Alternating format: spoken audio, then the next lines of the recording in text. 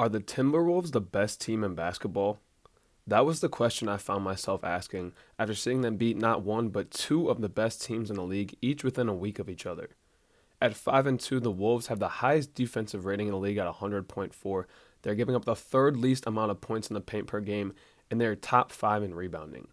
And this team has a ton of talent. Anthony Edwards is a bona fide superstar who, at just the age of 22, is able to step onto any NBA court and completely take over the ball game.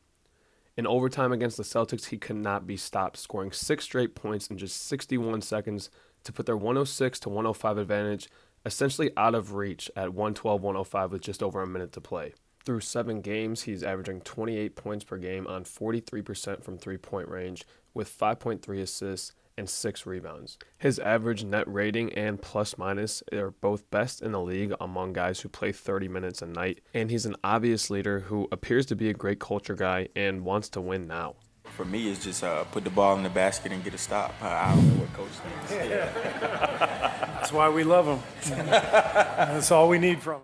Ultimately, Ant Edwards is somebody you can point to and say, without a hint of a doubt, that is the face of our franchise. For the Nuggets, it's Nikola Jokic. For the Warriors, obviously, it's been Steph Curry. But for the T-Wolves, that guy is Anthony Edwards. Another big part of Minnesota's early success has been the early success of their two big men in the middle, Karl Anthony Towns and Rudy Gobert, playing together. Last year, they only played in a handful of games due to Karl Anthony Towns' injury that he suffered in late November, but they looked very good when they were on the court together then, and some even went as far as saying that they gave the eventual finals champion Denver Nuggets their biggest scare in the playoffs last year in the first round. The numbers back them up. Through 7 games, the Timberwolves' offensive rating is 118.9 with Cat and Gobert on the court, which is higher than any other team in the league bar the Indiana Pacers. And they've been getting a lot of easy looks playing out of simple ball screens with their two bigs. One of the things that I noticed immediately when I was watching their game against the Nuggets was the way that their size affected Nikola Jokic on defense. This is exactly what I'm talking about right here. Second play of the game for the Wolves, and Gobe's going to go set a ball screen for Conley at the top of the key. He makes good contact with Michael Porter Jr., and Conley's able to put the primary defender on his hip. But watch the way that Gobert dives right down to Jokic at the second level of defense and simply pushes him out of the way. There just aren't many teams who have two guys that can take up as much space in the lane as the Wolves, and we'll talk more about their backup big man Naz Reid in a bit, but Minnesota is usually going to play a bigger lineup, and so far they've had two big men out there for most of the game. And having two bigs on the court together is extremely effective in transition because you get a rim runner and a trail stretch option. Most of the time they're going to have Cat or Naz Reid take the ball out so they can set their wings up on the perimeter and have Rudy running straight to the rim.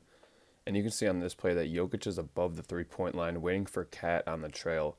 And they've got Jamal Murray down here guarding Gobert in the paint. But with Jamal as the only rim protector, Ant is good enough to get ahead of steam and just finish right through the trees down there when he gets himself to the paint.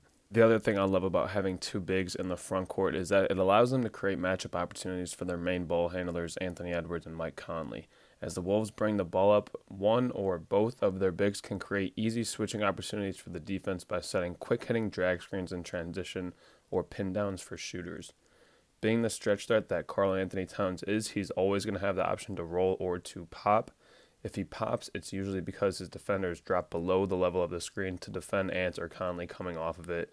And if he rolls in, all of a sudden you've got a big-to-big two-man game with Towns and Gobert going downhill. And again, I'm just not sure if there are many teams with the personnel to stop that attack.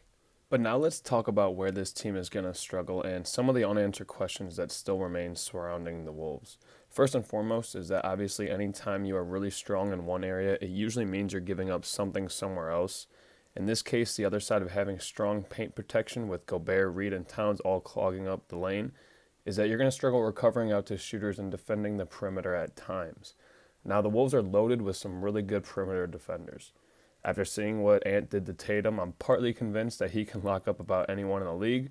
Minus Kyrie Irving, I'll leave Kyrie out because he's a demon. But they've also got Mike Conley, who's number 55 all-time in steals and has received voting shares for all defensive teams in 8 of his 11 NBA seasons. They've also got another early dark horse to make an all-defensive team, and that's Jaden McDaniels, whose defensive rating was 12th in the league through the first 2 weeks of the season, and at 6'9", 180 pounds, is one of the best young two-way guys in the league right now. But what I'm saying is that the Wolves are going to look to slow it down. Cat and Gobert are going to be the last ones up the floor 90% of the time, and they're just not built to close towards the three-point line in transition. When they have to scramble, that's when the Wolves look the most vulnerable. If a team can get out and run in transition, force defensive rotations, and create long closeouts, it's going to get those two bigs in the front court out of position and make them work especially hard on that end. I also think that this team is going to struggle to score when Edwards is not on the court. Kyle Anderson and Nickeil Alexander-Walker have been great to start the year, but I'm just not very high on any offense that has to run through Karl Anthony Towns. And unless Jaden McDaniels can really take a leap as an offensive playmaker, that's going to have to be what Minnesota utilizes with Edwards on the bench. Now, the nice thing is you've got a veteran point guard who you hope will be able to lead that sort of mix of first and second unit guys.